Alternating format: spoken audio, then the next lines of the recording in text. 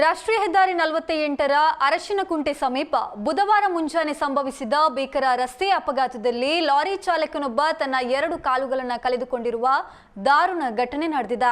ಅರಶಿನಕುಂಟೆ ಬಳಿ ಲಾರಿಯೊಂದು ಪಂಕ್ಚರ್ ಆಗಿದ್ದ ಕಾರಣ ರಸ್ತೆ ಬದಿಯಲ್ಲಿ ನಿಂತಿತ್ತು. ಈ ವೇಳೆ ಹಿಂಬದಿಯಿಂದ ಅತಿ ವೇಗವಾಗಿ ಬಂದ ಮತ್ತೊಂದು ಲಾರಿ ನಿಂತಿದ್ದ ಲಾರಿಗೆ ಬಲವಾಗಿ ಡಿಕ್ಕಿ ಹೊಡೆದಿದೆ. ಡಿಕ್ಕಿಯ ರಭಸಕ್ಕೆ ಹಿಂಬದಿಯಿಂದ ಬಂದ ಲಾರಿಯ ಮುಂಭಾಗ ಸಂಪೂರ್ಣ ಅಪ್ಪಚ್ಚಿಯಾಗಿದ್ದು ಚಾಲಕ ಕ್ಯಾಬಿನ್ ಒಳಗೆ ಸಿಲುಕಿಕೊಂಡಿದ್ರು.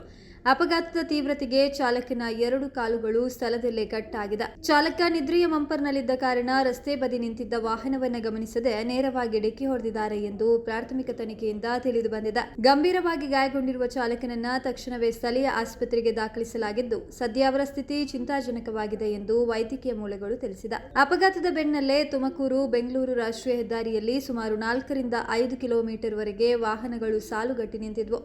ಕಚೇರಿ ಹಾಗೂ ತುರ್ತು ಕೆಲಸಗಳಿಗೆ ತೆರಳುತ್ತಾ ಇದ್ದ ಸವಾರರು ಗಂಟೆಗಟ್ಟಲೆ ಟ್ರಾಫಿಕ್ನಲ್ಲಿ ಸಿಲುಕಿ ಪರದಾಡಿದ್ರು. ಸ್ಥಳಕ್ಕೆ ನೆಲಮಂಗಲ ಸಂಚಾರಿ ಪೊಲೀಸರು ಭೇಟಿ ನೀಡಿ ಪರಿಶೀಲನೆ ನಡೆಸಿದ್ರು. ರಾಷ್ಟ್ರೀಯ ಹೆದ್ದಾರಿ ಪ್ರಾಧಿಕಾರದ ಸಿಬ್ಬಂದಿ ಕ್ರೇನ್ ಸಹಾಯದಿಂದ ಅಪಘಾತಕ್ಕೀಡಾದ ಲಾರಿಗಳನ್ನು ರಸ್ತೆಯಿಂದ ತೆರವುಗೊಳಿಸಿ ಸುಗಮ ಸಂಚಾರಕ್ಕೆ ಅನುವು ಮಾಡಿಕೊಟ್ಟಿದ್ದಾರೆ. ಸದ್ಯ ಹೆದ್ದಾರಿಯಲ್ಲಿ ವಾಹನ ಸಂಚಾರ ಸಹಜ ಸ್ಥಿತಿಗೆ ಮರಳಿದೆ.